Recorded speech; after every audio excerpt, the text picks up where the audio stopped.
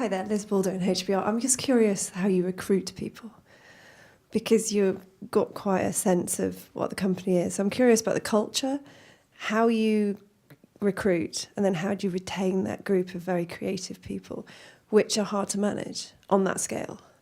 It's the single hardest task I think most companies have is recruiting.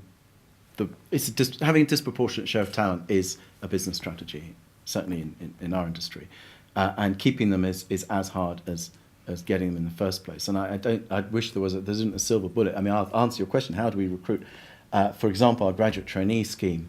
We used to do the same thing everyone did, which was do thousands of interviews, do through the levels, bring it down, maybe do a day's workshop and ask them some challenges. They do a presentation, and then you choose a few. We stopped doing that years ago, partly because what happens is the people who have the time to do those initial interviewing stages aren't necessarily the best judges of the heartbeat of the company, aren't necessarily the best judges of aren't the best cultural ambassadors, if we can put it like that.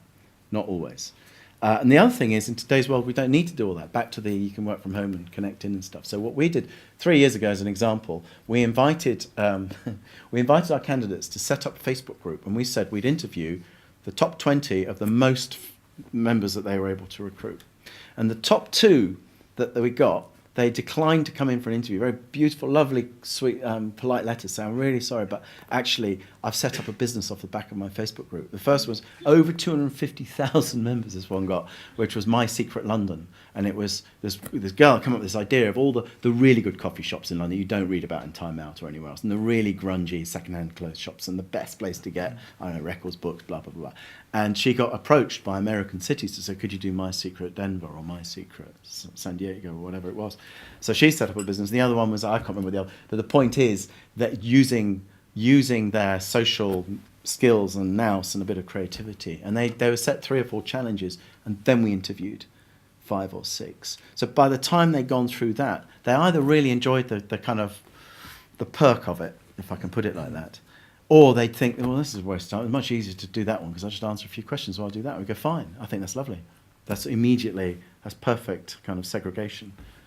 But once they're there, it's sort of in the air vent, and don't always get it right. And you know really quickly when you've got it wrong. That's the scary thing.